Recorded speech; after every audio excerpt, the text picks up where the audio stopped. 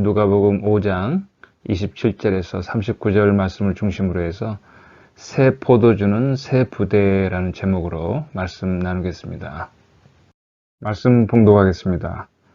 그 후에 예수께서 나가사 레이라 하는 세리가 세관에 앉아 있는 것을 보시고 나를 따르라 하시니 그가 모든 것을 버리고 일어나 따르니라. 레이가 예수를 위하여 자기 집에서 큰 잔치를 하니 세리와 다른 사람이 많이 함께 앉아 있는지라. 바리새인과 그들의 서기관들이 그 제자들을 비방하여 이르되 너희가 어찌하여 세리와 죄인과 함께 먹고 마시느냐. 예수께서 대답하여 이르시되 건강한 자에게는 의사가 쓸데없고 병든 자에게라야 쓸데있나니 내가 의인을 부르러 온 것이 아니라 죄인을 불러 회개시키러 왔노라. 그들이 예수께 말하되 요한의 제자는 자주 금식하며 기도하고 바리새인의 제자들도 또한 그리하되 당신의 제자들은 먹고 마시나이다. 예수께서 그들에게 이르시되 혼인집 손님들이 신랑과 함께 있을 때 너희가 그 손님으로 금식하게 할 수 있느냐? 그러나 그날에 이르러 그들이 신랑을 빼앗기리니 그 날에는 금식할 것이니라. 또 비유하여 이르시되 새 옷에서 한 조각을 찢어 낡은 옷에 붙이는 자가 없나니 만일 그렇게 하면 새 옷을 찢을 뿐이요 또 새 옷에서 찢은 조각이 낡은 것에 어울리지 아니하리라. 새 포도주를 낡은 가죽 부대에 넣는 자가 없나니 만일 그렇게 하면 새 포도주가 부대를 터뜨려 포도주가 쏟아지고 부대도 못 쓰게 되리라. 새 포도주는 새 부대에 넣어야 할 것이니라. 묵은 포도주를 마시고 새 것을 원하는 자가 없나니 이는 묵은 것이 좋다 함이니라. 아멘. 우리말 속담에 뭐 눈에는 뭐만 보인다는 속담이 있죠. 진짜 보아야 할 것은 못 보고 자기 입장에서 자기 수준에서만 보고 평가하면서 진짜 귀중한 것을 못 보고 놓칠 뿐만 아니라 정작 자신의 그릇된 시각을 제대로 모르는 경우를 일컬어 뭐 눈에는 뭐만 보인다는 말을 흔히 사용합니다. C.S. 루이스는 성경을 읽다가 비판하지 말라는 말씀을 보고 다음과 같은 풍자적인 이야기를 했다고 합니다. 어느 날 푸시라는 이름을 가진 고양이 한 마리가 영국의 런던을 방문하게 되었습니다. 루이스는 의기양양하게 런던을 방문하고 돌아오는 고양이에게 이렇게 물었습니다. 푸시야, 너 지금 어디를 갔다 오니? 예, 저는 영국의 여왕을 만나러 런던에 갔다 오는 길입니다. 푸시야, 그럼 넌 런던에 가서 무엇을 보았니? 저는 여왕의 의자 밑에 있는 생지를 보았습니다. 그 고양이는 크고 아름다운 런던의 왕궁에 어렵게 가서는 위대한 엘리사벳 여왕이나 황홀하고 찬란한 궁궐 안을 본 것이 아니라 어처구니 없게도 겨우 여왕의 의자 밑을 기어다니는 생지를 보고 온 것입니다. 사람들은 다른 사람의 무한한 가능성과 아름다움은 보지 않고 그 안에 어둠이나 단점들만 캐내어 보기를 원합니다. 이런 사람들은 모든 것을 비판적으로 보는데 혈안이 되어 있는 사람들이죠.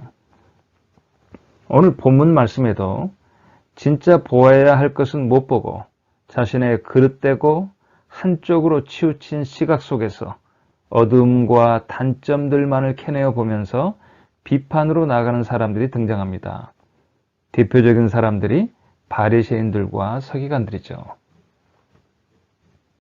그렇다면 여기서 우리는 다음과 같은 두 가지 질문을 던질 수 있습니다. 이들이 자신들의 잘못된 시각 속에서 놓치게 된 진정한 실체는 무엇인가? 두 번째, 이러한 진정한 실체를 제대로 보지 못하게 만드는 그들 자신의 문제는 무엇이었는가?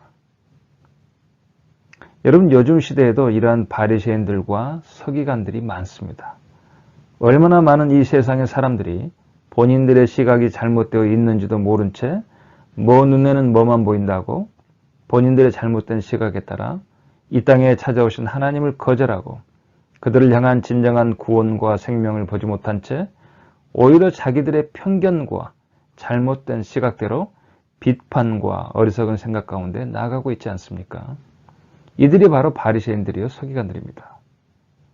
또 어떤 사람들은 신앙생활을 오래 했음에도 불구하고 여전히 잘못된 생각과 방식을 따라 하나님이 어떤 분인지 제대로 모른 채 그분이 가지고 오신 하나님 나라의 진정한 실체가 어떤 것인지 제대로 보지도 못하면서 여전히 자신들의 잘못된 시각 속에서 본인들도 어둠 가운데 있을 뿐만 아니라 교회도 어둡게 만드는 사람들이 있습니다. 이 사람들도 동일한 바리새인들이요, 서기관들입니다. 그렇다면 이러한 사람들의 문제를 우리는 어떻게 진단해보고 해결해 갈 수 있을까요? 우리 또한 우리 안에 여전히 잘못된 시각을 가진 채 진정한 실체를 놓치고 있는 부분이 많습니다. 우리가 우리의 삶을 하나님이 기뻐하시는 삶으로 드리기 원한다면 진정 하나님이 원하시는 것이 무엇인지 우리가 바로 알아야 합니다. 바로 이 점에서 오늘 본문 말씀은 좋은 가르침을 주고 있습니다. 오늘 본문 속에서 진정한 하나님의 나라의 실체가 어떤 것인지, 그리고 바뀌어야 할 우리의 잘못된 시각이 무엇인지 같이 본문을 통해서 찾아보고자 합니다. 먼저 오늘 본문에는 두 부류의 다른 사람들이 나옵니다. 첫 번째 부류는 세리와 죄인들입니다. 그리고 두 번째 부류는 바리새인과 서기관들입니다. 예수님께서 복음을 전하시며 지나가시다가 세리였던 레이를 부르십니다. 여기서 레이는 마태복음을 쓴 예수님의 제자 마태의 본래 이름입니다. 예수님께서 마태를 제자로 부르셨을 때 그의 직업은 세리였습니다. 세간에 앉아서 세리로 일하고 있는 마태를 예수님은 부르셨습니다. 마태는 예수님을 만나고 완전히 새로운 회심을 하고 그의 이름을 레이에서 마태로 바꿉니다. 그 당시 세리는 유대인들로부터 세금을 거두어서 당시 유다를 지배하였던 로마에 그 세금을 바쳤던 사람들로서 사람들로부터 마치 일제시대의 매국노와 같이 취급받았던 사람들이었고, 그들은 더 많은 세금을 착취해서 본인들의 이득을 취했기 때문에 유대인들 사이에서 가장 악한 죄인으로 여겼던 사람들이 바로 이 세리였습니다. 당시 유대인들은 세리, 창녀, 이방인을 피해야 할 죄인들로 규정하고 가까이 하지 않았습니다. 그런데 이러한 세리 마태에게 엄청난 일이 벌어집니다. 예수님을 만난 것입니다. 예수님이 자신의 백성을 구원할 메시아라는 사실을 알게 되었고, 그는 예수님의 부르심에 모든 것을 버리고 예수님을 따르는 제자가 됩니다. 그뿐만이 아니라 주위에 아는 다른 세리들에게도 예수님을 전하고 그들도 같이 예수님을 따르게 합니다. 그리고 예수님을 만난 것이 너무나 기뻐서 그와 같이 예수님을 믿은 다른 많은 세리들도 초청해서 그에게 새로운 인생을 가져다 준 예수님을 위하여 그와 함께한 모든 사람들을 초대하여 잔치를 벌립니다. 레이 마태가 잔치에 초대하여 같이 잔치에 참여하여 앉아있는 다른 많은 세리들과 다른 사람들은 모두 마태와 같이 예수님을 믿게 된 사람들이었다고 마가는 다른 복음서에서 기록하고 있습니다. 그 후에 예수께서 나가사 레이라는 세리가 세간에 앉은 것을 보시고 나를 따르라 하시니 그가 모든 것을 버리고 일어나 따르니라. 레이가 예수를 위하여 자기 집에서 큰 잔치를 하니 세리와 다른 사람이 많이 함께 앉아 있는지라. 예수님과 제자들과 그리고 예수님을 믿게 된 마태와 함께한 많은 다른 세리들이 함께 모여 즐겁게 잔치를 하고 있는 그곳에 이 흥을 깨는 사람들이 찾아옵니다. 바리새인들과 서기관들이었습니다. 그들은 이 기쁨의 잔치에 함께 참여하는 대신 오히려 그들을 비방합니다. 너희가 어찌하여 세리와 죄인과 함께 먹고 마시느냐. 우리 30절이죠. 바리새인과 그들의 서기관들이 그 제자들을 비방하여 이르되 너희가 어찌하여 세리와 죄인과 함께 먹고 마시느냐. 여기서 세리를 죄인들로 표현하고 있습니다. 이 바리새인들과 서기관들의 눈에는 그 즐거운 잔치가 눈에 안 들어옵니다. 대신 예수님과 제자들이 세리와 같은 그 당시에 가장 가까이에서는 안 될 죄인으로 여겼던 자들과 함께 있는 모습이 못마땅하게 여겨져서 그들을 비방하고 있는 것입니다. 이러한 비방에 대해 예수님은 다음과 같이 대답하십니다. 예수께서 대답하여 이르시되 건강한 자에게는 의사가 쓸데없고 병든 자에게라야 쓸데있나니 내가 의인을 부르러 온 것이 아니요 죄인을 불러 회개시키러 왔노라. 예수님의 이러한 대답 속에서 바리새인과 서기관들이 보지 못했던 진정 그들이 보아야 할 예수님이 정말 소중히 여기는 진정한 실체가 무엇인지 드러납니다. 지금 이 동일한 장면에서 예수님이 봤던 것은 마치 병든 자가 의사를 통해 치료를 받고 살아난 것처럼 죄로 인해 영원히 죽을 병에 걸린 죄인들이 예수님을 통해 새로운 생명을 얻고 구원을 경험한 이 사람들의 모습입니다. 예수님의 눈에는 지금 죽어가는 사람들이 예수님으로 인해 다시 살아나는 일이 보이고 이러한 사람들의 변화가 가장 소중하고 중요한 큰 사건이었습니다. 여기서 우리가 보아야 할 하나님의 나라의 진정한 본질은 여기서 회개로 묘사되고 있습니다. 죄로 인해 영원히 치유할 수 없는 중병에 걸려 영원한 죽음으로 나아가는 자신의 실존을 깨닫고 예수께로 나오는 자들은 영혼의 치료자요 생명 되시는 우리 인생의 의사 되신 예수님으로 말미암아 생명을 얻게 됩니다. 사람들이 손가락질했던 세리 마태와 그와 함께한 사람들이 이러한 사람들을 대표합니다.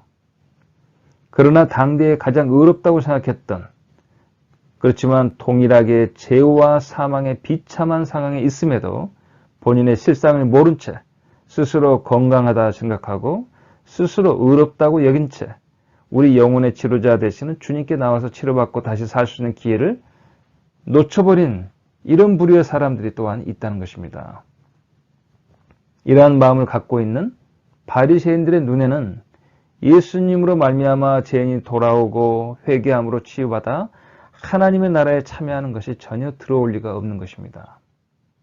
주님이 찾아왔음에도 주님이 치유해 주시고 생명을 주시는 능력이 부족해서가 아니라 이러한 주님을 제대로 보고 그 주님을 그의 인생 속에 담을 수 있는 그들의 마음과 생각이 문제가 있다는 것입니다. 이것을 잠시 후에 주님은 새 포도주는 새 부대에 담아야 한다고 오늘 본문 말씀은 비유해 주고 있습니다. 이제 본문의 두 번째 장면은 아마도 다른 경우에 벌어진 일로 보이지만 동일한 잔치의 배경을 가지고 있습니다. 이번에 예수의 제자들을 비방한 사람들은 마태복음의 동일한 장면에 대한 묘사를 보면 요한의 제자들이었거나 혹은 마가복음을 보면 당시 일반 유대인들이 제기한 것으로 보입니다. 아마도 이제 금식에 대한 비방은 유대인 전체 사회에 경건에 관한 생각의 차이를 드러내는 것으로 보입니다. 왜냐하면 당시 유대 사회는 금식하며 기도하는 것을 하나님을 향한 최고의 경건의 행위로 생각하고 있었기 때문에 33절에서 그들이 제기한 대로 요한의 제자들도 금식하고 바리새인의 제자들도 금식하는데 왜 예수님의 제자들은 먹고 마시느냐고 따지고 있는 것입니다. 그들이 예수께 말하되 요한의 제자는 자주 금식하며 기도하고 바리새인의 제자들도 또한 그리하되 당신의 제자들은 먹고 마시나이다. 실제로 먹고 마신다고 비방하는 것은 예수님의 제자들만이 아니라 예수님에 대해서 사람들이 했던 비아냥거린 말투였습니다. 인자는 와서 먹고 마시매 너희 말이 보라 먹기를 탐하고 포도주를 즐기는 사람이요 세리와 죄인의 친구로다 하니.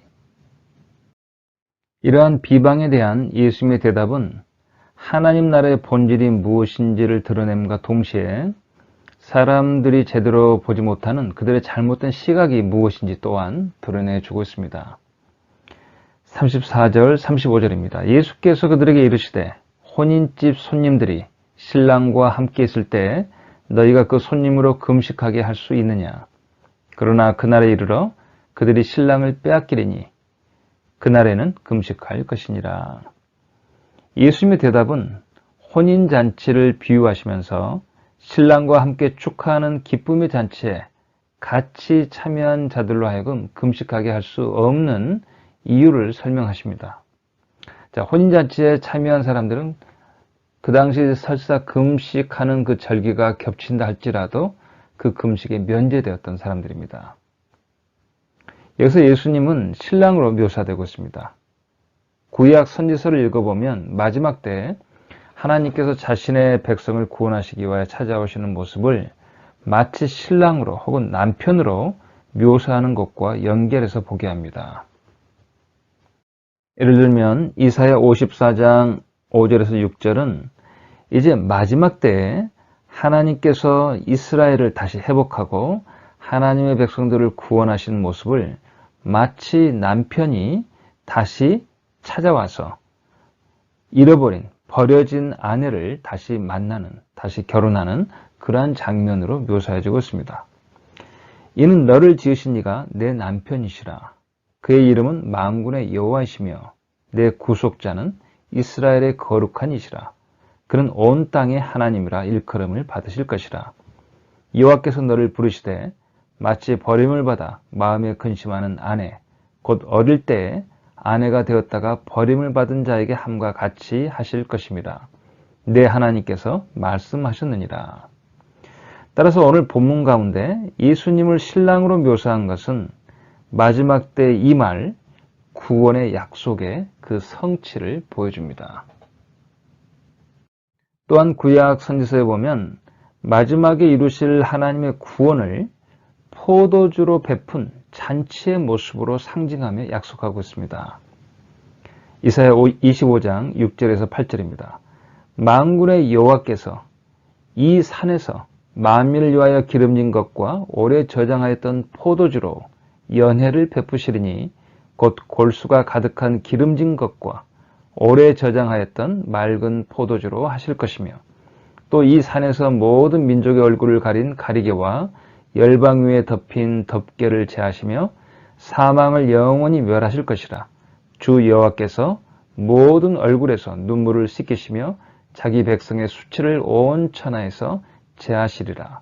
여호와께서 이같이 말씀하셨느니라. 이처럼 예수님의 이 비유는 선지서에서 약속하신 대로 결혼 잔치와 신랑으로 찾아오신 하나님과 함께하는 그 잔치의 모습으로 마지막에 임할 구원이 이제 현재 이미 성취된 모습으로 묘사하고 있는 것입니다.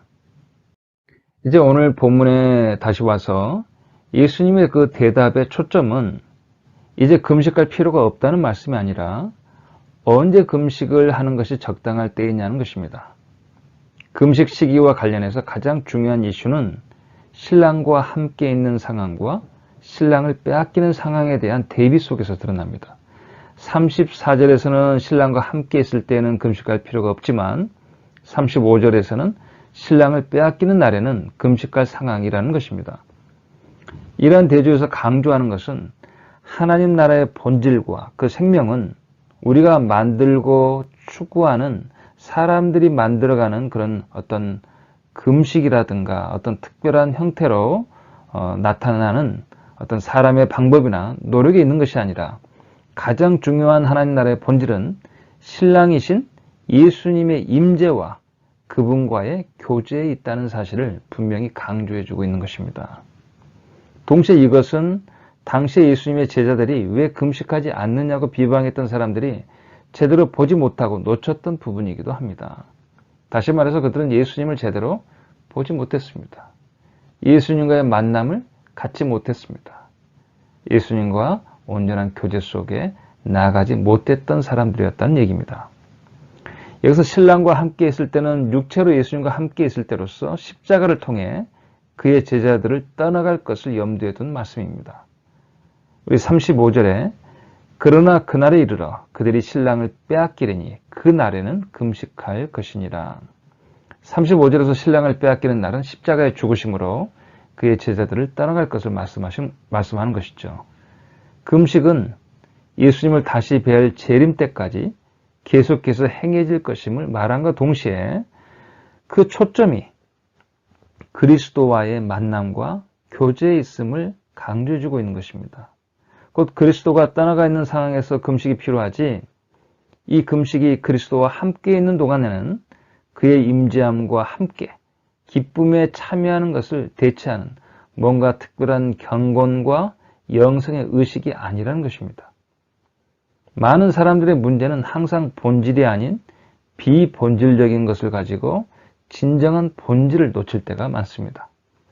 하나님의 나라의 진정한 본질을 놓치는 경우는 하나님의 나라가 임하지 않아서가 아니라 그리고 그 하나님의 나라를 가지고 오시는 예수 그리스도께서 임재해 계시고 모든 것을 준비하셨음에도 불구하고 사람들이 그 나라를 받을 준비가 되어 있지 않는 것이 문제입니다. 사람들이 하나님의 나라를 받을 준비가 안 되어 있기 때문에 그들이 하나님의 나라를 받지 못하는 것입니다. 그래서 예수님은 그 다음 구절의 비유에서 마지막 때에 임할 하나님의 구원을 상징하는 새 포도주는 하나님의 나라의 새로운 질서에 부합하는 새 부대에 담아야 한다고 말씀하고 있는 것입니다. 또 비유하여 이르시되 새 옷에서 한 조각을 찢어 낡은 옷에 붙이는 자가 없나니 만일 그렇게 하면 새 옷을 찢을 뿐이요 또 새 옷에서 찢은 조각이 낡은 것에 어울리지 아니하리라. 새 포도주를 낡은 가죽 부대에 넣는 자가 없나니 만일 그렇게 하면 새 포도주가 부대를 터뜨려 포도주가 쏟아지고 부대도 못 쓰게 되리라. 새 포도주는 새 부대에 넣어야 할 것이니라. 이 비유에서 새 옷이나 새 포도주 모두 동일한 하나님의 나라를 비유하고 있습니다. 예수님이 가지고 오신 하나님의 나라입니다. 예수님이 가지고 오신 이 하나님의 나라는 결코 낡은 옛 질서 가운데 담아낼 수 없다는 것입니다. 이것을 한마디로 표현하면 새 포도주는 새 부대에 넣어야 한다는 것입니다. 여러분, 새 포도주는 새 부대에 넣어야 한다는 예수님의 말씀이 강조해 주는 것이 무엇인지 아십니까? 새 포도주가 없어서가 문제가 아닙니다. 그 새 포도주를 담을 새 부대, 곧 그 그릇이 준비가 되지 않았다는 것입니다. 당시에는 포도주를 동물의 가죽으로 만든 그 부대에 담았죠. 근데 새로운 포도주를 담게 되면 발효를 하게 되고 새 부대가 아니라면 낡은 가죽 부대라면 터져버리고 맙니다. 그래서 새 포도주는 새 부대에 담아야 한다는 것이죠. 새 포도주를 담을 새 부대가 준비가 되지 않았다는 것이 오늘 본문에서 가장 중요한 강조점입니다.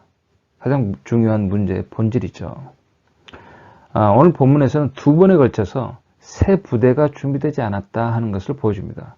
첫 번째는 바리새인들이 죄인들이 회개하여 하나님의 생명으로 나아가는 하나님 나라의 구원과 생명을 보지 못하는 그러한 눈과 마음으로 제시되었습니다. 두 번째는 당시 유대인들이 하나님 나라의 본질이신 그리스도의 임재와 그분과의 교제를 제대로 깨닫지 못한 것입니다. 새 포도주는 앞서 이사야가 예언하였고 예수님이 성취하신 대로 하나님이 그리스도를 통해 이루실 구원, 곧 예수님이 가지고 오신 하나님의 나라를 가리켜 포도주로 베푼 잔치로 비유한 것입니다. 신약에서도 자주 천국을 가리켜 혼인잔치로 비유하고 있는 것입니다. 그런데 문제는 이 새 포도주를 담을 수 있는 새 부대가 준비되어 있지 않은 것이 문제임을 본문은 잘 보여주고 있습니다. 여기서 말하는 새 부대가 무엇인지 오늘 본문 맨 마지막 절에서 예수님은 다음과 같이 알려줍니다. 묵은 포도주를 마시고 새 것을 원하는 자가 없나니 이는 묵은 것이 좋다 함이니라. 여러분, 이 말씀은 왜 사람들이 새 포도주를 받을 수 없는지 그 이유를 알려줍니다. 곧 사람들의 생각 속에 나는 새 것보다 묵은 포도주가 더 좋아라고 하면서 새 것을 원하지 않기 때문이라고 말씀하고 있는 것입니다.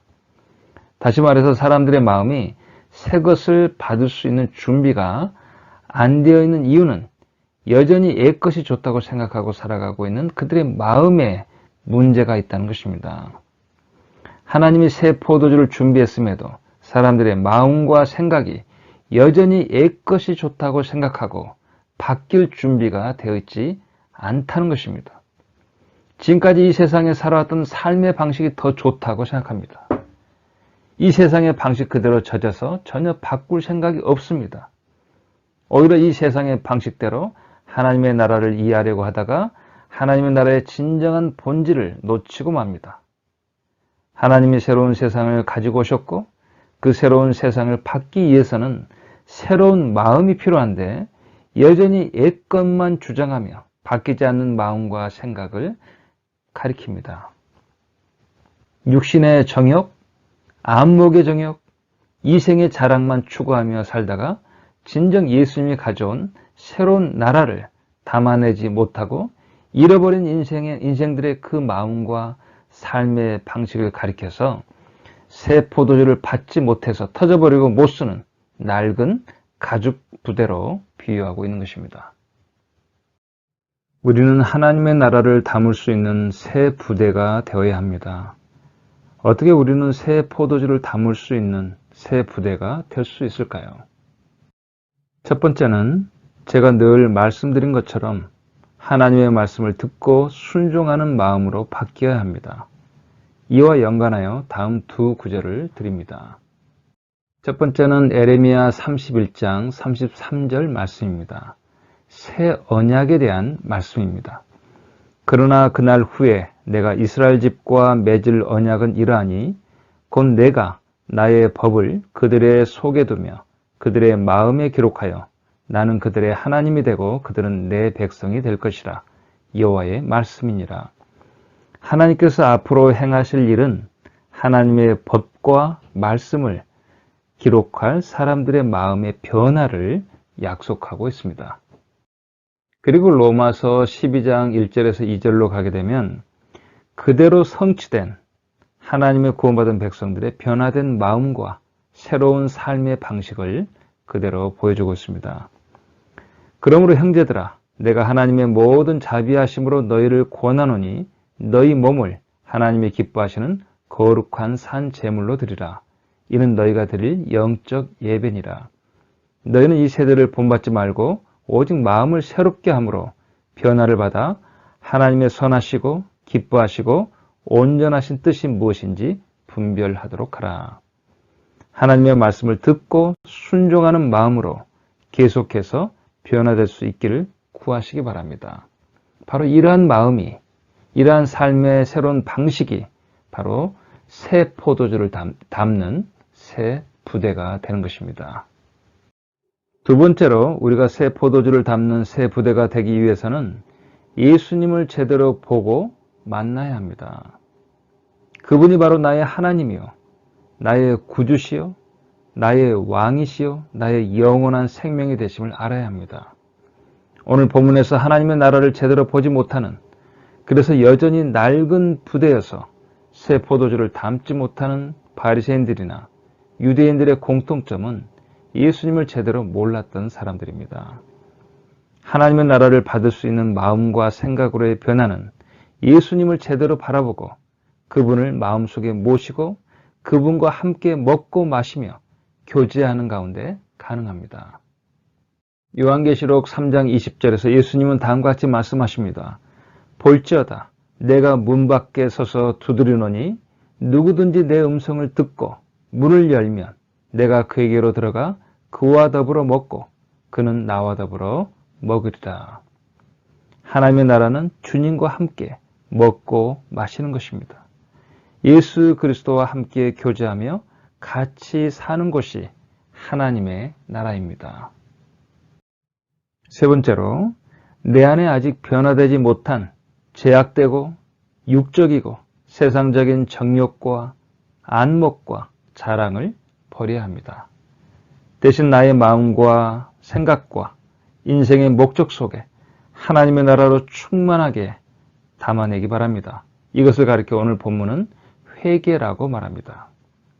우리의 상황이 얼마나 심하게 병들었는지를 제대로 알고 회개함으로 주님께 나갈 때 주님은 우리의 마음과 생각과 우리의 영원한 인생을 하나님 나라를 받기에 온전한 새 부대로 온전히 바꿔주셔서 하나님이 포도주로 베푸시는 하나님 나라의 기쁨의 잔치로 우리를 영원토록 이끄실 줄 분명히 믿습니다.